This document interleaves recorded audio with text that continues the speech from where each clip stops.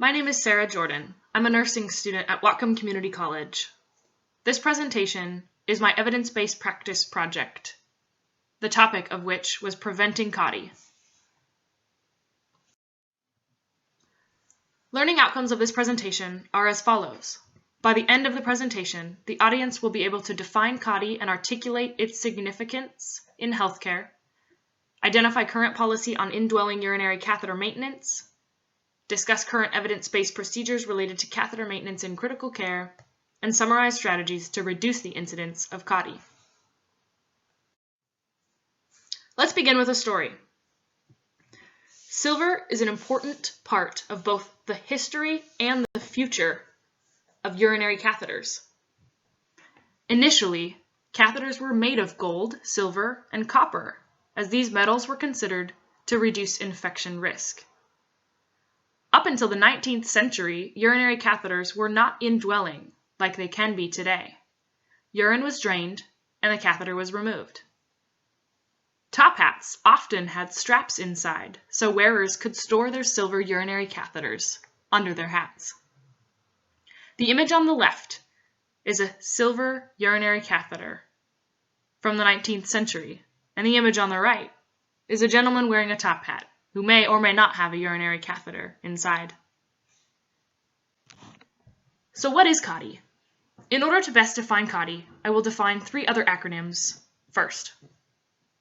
HAI, which stands for Healthcare Acquired Infection, or some sources say Healthcare Associated Infection, is an infection that a patient receives while receiving treatment in a healthcare facility. UTI stands for Urinary Tract Infection, which is an overgrowth of bacteria in the urinary tract. UTIs can be received in patients with or without a urinary catheter. IUCs are indwelling urinary catheters. This piece of medical equipment is a long, flexible tube inserted in the urethra and into the bladder, left there, draining urine into a long tube attached to a sterile bag. Many patients in critical care have indwelling urinary catheters for various reasons. CAUTI stands for Catheter-Associated Urinary Tract Infection. These infections are acquired in healthcare facilities in patients who have indwelling urinary catheters. The graphic on the right is a pie chart of common healthcare-acquired infections. The purple slice of pie, indicating 36%, represents the amount of UTIs, the percentage of UTIs in all healthcare-acquired infections in acute care settings. 36% of HAIs are UTIs, and 80% of these UTIs are catheter-associated urinary tract infections. I discovered how critical of an issue that CAUTI was during my preceptorship on the progressive care unit. The 120 hours that I spent there, I learned a lot. The progressive care unit is home for many patients, including ICU step-down patients, post-open heart surgical patients, and other patients with critical cardiac diagnoses. During my time on this floor, I noticed that many people had indwelling urinary catheters. Knowing that the risk for CAUTI was high, I began to do some research. Research divides CAUTI prevention strategies into three basic strategies. One is to not insert an indwelling urinary catheter, if at all possible. The second strategy is to remove the indwelling urinary catheter as soon as possible. And the third strategy targets preventing CAUTI by proper catheter care and maintenance for the duration of the time that the catheter is in place. I noticed that each shift on the progressive care unit, the RN was responsible to document the reason for continuation of the indwelling urinary catheter in the hopes of decreasing the incidence of CAUTI. The criteria that the RN charted to included the following. The patient was experiencing acute urinary retention or obstruction. The patient needed accurate output measurements because of their critical condition. To assist in the healing of open sacral and perineal wounds in incontinent patients, the patient was going to be immobilized for a prolonged amount of time, or to improve comfort for end-of-life care for that particular patient. I noticed that on the progressive care unit, many of the patients met this criteria. Therefore, charting to the reason of continuing the indwelling urinary catheter didn't necessarily change the fact that the indication for the indwelling urinary catheter was there.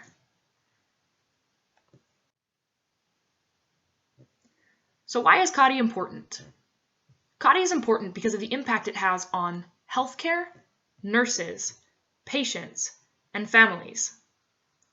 The aim of policies at hospitals, specifically Peace Health St. Joseph Medical Center in Bellingham, Washington, should be focused on decreasing the incidence of CAUTI for these reasons. One is that CAUTIs account for approximately 35 to 40% of all HAIs, or 36% as noted in one of the first slides. CAUTIs cost healthcare organizations somewhere between $150 to $450 million each year to treat. Each day that an indwelling catheter remains in place, the risk for infection increases 3 to 5%. Each CAUTI event can extend a patient's length of stay an additional 1/2 to 1 whole hospital days. Additionally, complications of CAUTI include discomfort, cystitis, and pyelonephritis. Nearly 13,000 deaths occur annually as a direct result of the complications associated with CAUTIs. Critical care patients are already vulnerable. CAUTIs can be especially dangerous to them. CAUTIs impact nurses directly, as they are often encouraged to implement nurse-driven protocols, including assessments, charting, and maintenance of indwelling urinary catheters. Something called a bladder bundle has been developed through research and has been implemented in many hospitals, Peace Health included. More details on the bladder bundle will follow in the next slide.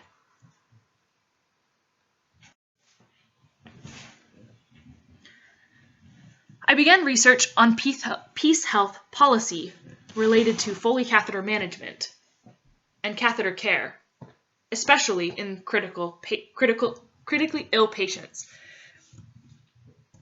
What I found was not all too impressive. Primarily, it was very difficult to locate Peace Health policies related to these tasks. I was able to locate 2.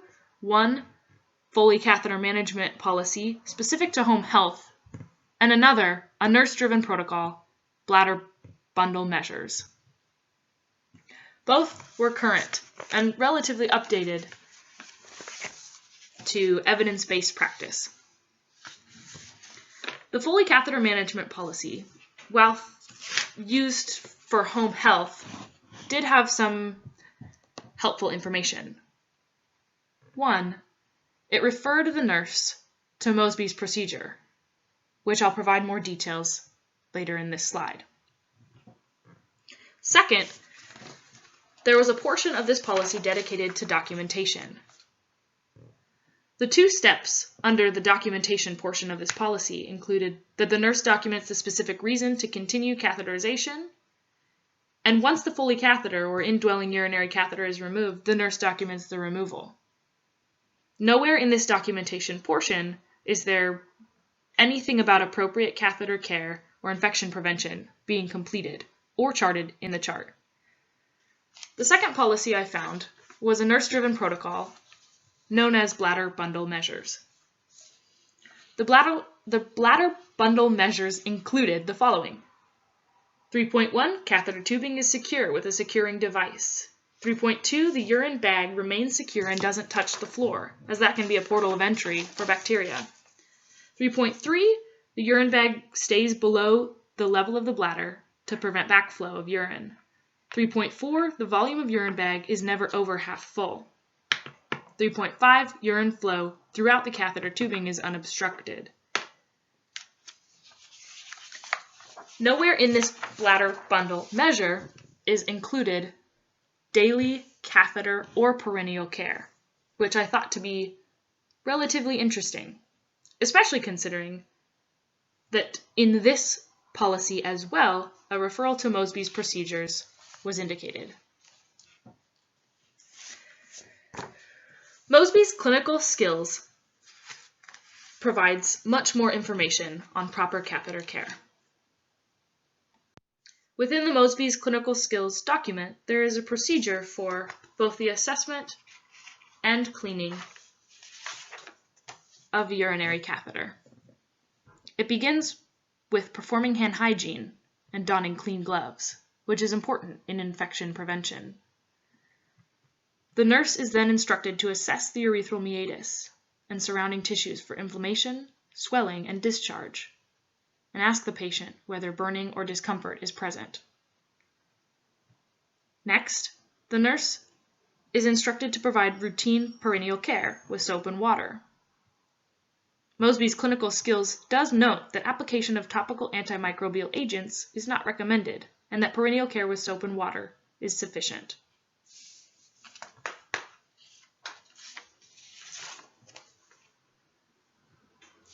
Within the Mosby's clinical skills, there is also a portion dedicated to documentation in electronic health record.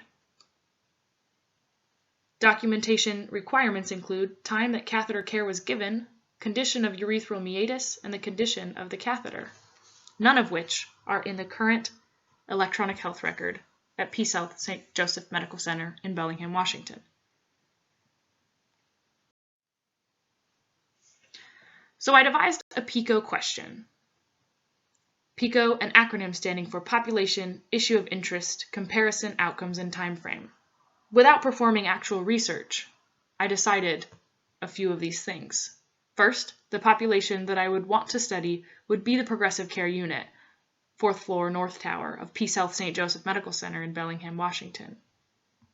These are critical care patients whose incidence of CAUTI is perhaps the highest in the hospital. The issue of interest is, of course, the incidence of CAUTI infections on this unit. The comparison would be business as usual versus documenting daily indwelling urinary catheter maintenance in an electronic health record. Thus, I began my research. Because indwelling urinary catheter care and maintenance can be a multifaceted task, I also approached the research in a multifaceted way. I began with research on how the electronic health record drives CAUTI prevention. A study done by Weldon and his colleagues in 2009 was a quality improvement project at a Midwestern multi-campus 505-bed hospital over a 4-month period of time. The objective was to develop a strategy to sustain CAUTI prevention care practices through documentation in the EHR. 42 ICU patient charts were audited at the start. 47% were found not to be completing daily catheter care documentation. CAUTI components were then implemented into the electronic health record, including catheter care drop-down menus for nurses to select cares and tasks completed each shift. The staff was educated on these CAUTI components and CAUTI prevention. 6 months later, it was found that care practices were being documented in the electronic health record, an increase to 93%.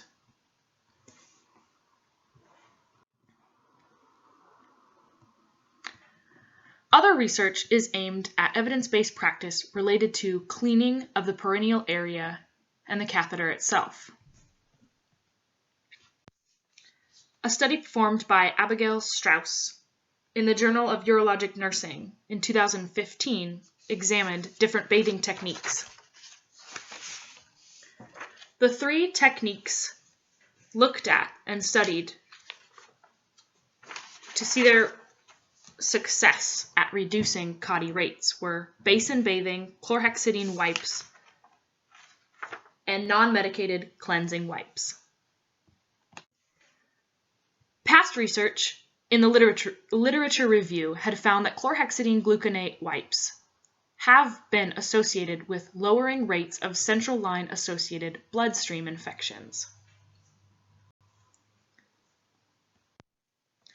However, there are conflicting results and conflicting indications for CHG wipe use and lowering the incidence of CAUTIs in adult critical care populations. As previously mentioned, basin bathing was a bathing technique assessed in this study. However, research performed revealed bacterial growth in 98% of basin cultures, making it clear that bath basins were a potential source of bacteria that can lead to HAIs, such as CAUTI. The best method to have been found in this study by Abigail Strauss was non-medicated cleansing wipes.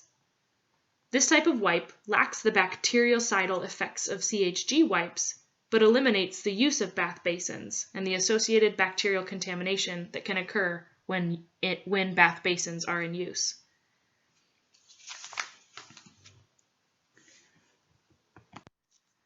Studies concluded that plain wipe bathing among adult catheterized patients was shown to reduce CAUTI rates. Non-medicated disposable wipes include things like purified water, aloe, and vitamin E, but do not include antimicrobial materials. The final evidence-based practice strategy researched was silver alloy and hydrogel-coated indwelling urinary catheters. A 2014 research study at 7 acute care hospitals across eastern and midwestern regions of the United States observed these findings. Hospitals ranged in size from 124 to 607 beds. The study was done over a period of 6 months. Results included a 47% relative reduction in the CAUTI rate observed with the use of silver alloy hydrogel catheters compared to standard catheters. Silver alloy and hydrogel catheter coating technologies have been introduced recently to prevent the development of biofilm on the catheter surface, both internal and external. The most well-studied technology is the silver alloy hydrogel indwelling catheter at this time.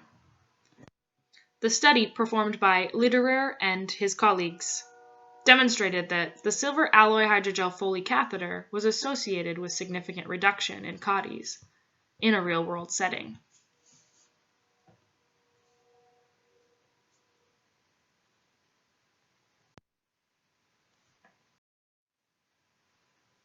Inserted into this PowerPoint presentation is the poster that I made for the Evidence-Based Practice Project, an evidence-based practice fair put on at Peace Health St. Joseph Medical Center in Bellingham, Washington. This poster further details many of the things that I've discussed in this presentation. I'd like to draw your attention to the nursing implications, which is also included in this presentation in the next slide. Vigilant daily catheter care is a key component in preventing CAUTI. It is nurses who are responsible to assess IUC condition and organize appropriate care, as well as document these tasks in a functional electronic health record. Review of evidence includes that soap and water or disposable wipes have been found to be sufficient to clean the urinary meatus and catheter tubing. Future research may indicate the use of antimicrobial cleaning solutions, perhaps CHG wipes. Other CAUTI prevention methods are currently under investigation, including silver alloy hydrogel-coated indwelling urinary catheters. Further nursing implications. This presentation has demonstrated by evidence-based practice research that the electronic health record and its associated documentation can be a driving force in the accountability of the nurse to complete tasks. It is also important for the nurse to educate their patients on risks associated with an indwelling urinary catheter, and strategies to prevent infection in these pieces of equipment. Chlorhexidine wipes and other antimicrobial solution wipes are not indicated and have not been associated with a decrease in catheter-associated urinary tract infection. However, the use of non-medicated wipes is important, as catheter care and perineal care must be completed at least daily and as needed in between. Nurses should assess indwelling urinary catheters and their conditions each shift after completing proper hand hygiene and using gloves to do this. Nurses are responsible for caring for patients in the realm of preventing CAUTI. Nurses should be aware of each patient on a critical care floor with an indwelling urinary catheter and be aware of the high risk of potential infection that is. CAUTI, or catheter-associated urinary tract infection, can lengthen a patient's hospital stay. Vigilant nurses completing assessment and catheter care tasks may decrease the incidence of longer hospital stays, as well as decrease complications and poor outcomes for patients who experience CAUTI during their hospital stay. Updates to the PeaceHealth policy primarily include easier access in being able to find policies on the computer at PeaceHealth St. Joseph Medical Center in Bellingham, Washington. Specifically, policies detailing and being updated by research that are directly related to critical care could be an improvement that could be made. Policies should reinforce catheter care and proper documentation. As PeaceHealth transitions from Centricity to CareConnect, many of these things may be addressed. Preceptorship at that time ended for me, so I was unable to spend a whole ton of time in the new Epic charting system to discover if policies were easier to find, if catheter care was reinforced, and if documentation was a little simpler. My additions to the current PeaceHealth policy include specific time-sensitive catheter care charting actions in the EHR, perhaps a drop-down menu with appropriate catheter care tasks to be filled out by the nurse each shift. Daily perineal care with soap and water, which could be included in the bladder bundle, is important for nurses to complete. Finally, silver alloy may be useful for high-risk patients if the hospital is unwilling to budget for purchasing all silver alloy hydrogel catheters at this time. As research develops, we will be able to see and experience the effects of these silver alloy catheters. As this presentation concludes, I am hopeful that the audience is now able to define CAUTI and articulate its significance in healthcare, identify current policy at PeaceHealth on indwelling urinary catheter maintenance. Together, we discussed some current evidence-based procedures related to catheter maintenance, particularly in critical care, and we summarized strategies to reduce the incidence of CAUTI, which is the leading healthcare-associated infection worldwide. Thank you for being a part of this presentation. I appreciate your attention.